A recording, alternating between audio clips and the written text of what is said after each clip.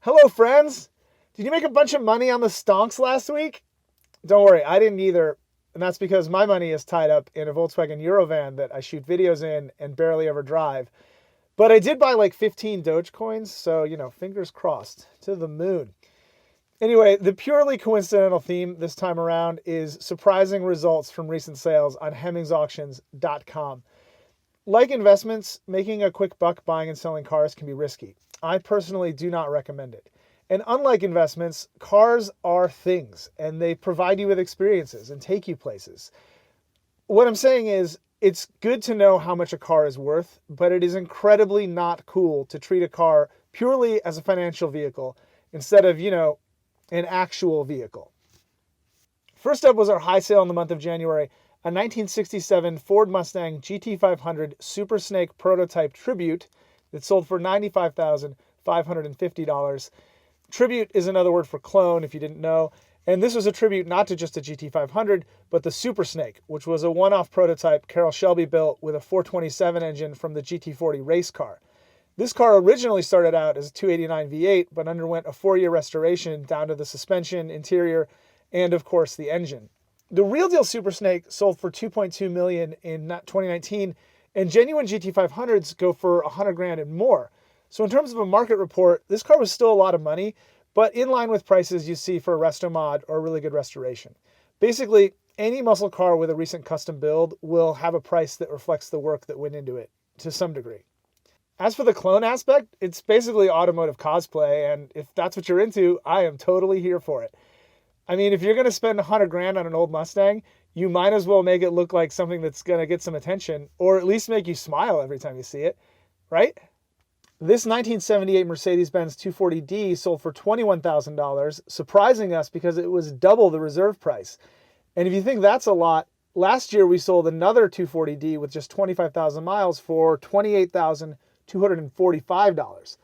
So I guess Hemmings is the place to be if you want to buy and sell really clean 240Ds. This latest car had 69,000 miles on the odometer. Nice. And the mileage barely showed. It was super clean, especially considering that it was from Minnesota. Definitely a summer-only car. It also came with a fully documented history. Basically, there aren't that many 240Ds left in this kind of condition, and if you want one, an example like this will always cost more than average. And that's because a car that's been looked after its entire life will probably only need regular maintenance from here on out. So in this case, $20,000 could actually be a deal compared to a cheaper 240D that needs more attention. How about something more modern, like this 2008 Jaguar XKR convertible sold for $32,025, which was $11,000 over reserve, although a little bit less of a surprise and more a case of a car that's just taking off in value.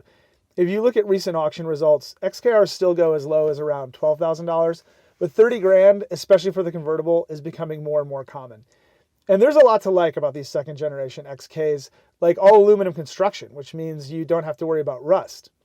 This car is a pre-facelift version, which has the 4.2 liter V8 supercharged to 410 horsepower, which is good for a 0 to 60 time of around 5 seconds, which is fast. These things are also, luxurious and comfortable. A lot of people might roll their eyes, but I think this is a valid alternative to a 911 or a Mercedes-Benz SL.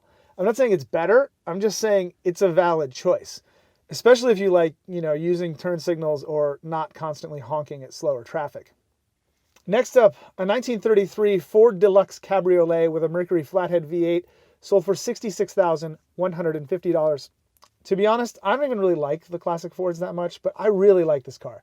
It's basically a period-correct 50s hot rod, but built in modern times with an engine that is so pretty. I just can't stop looking at it. It just looks really good.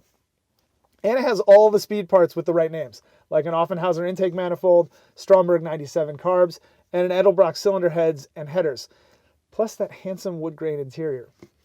This car had a $40,000 bid right at the scheduled auction close time, which extended the bidding and turned into a three-way battle that lasted a half an hour.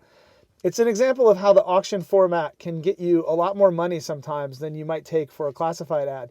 And in this case, it's easy to see why people fought so hard to get the winning bid. And before we go, a shameless plug for the Hemmings Hot Rod BBQ, our podcast where Mike Musto and Dan Stoner shoot the breeze with a new guest every single week.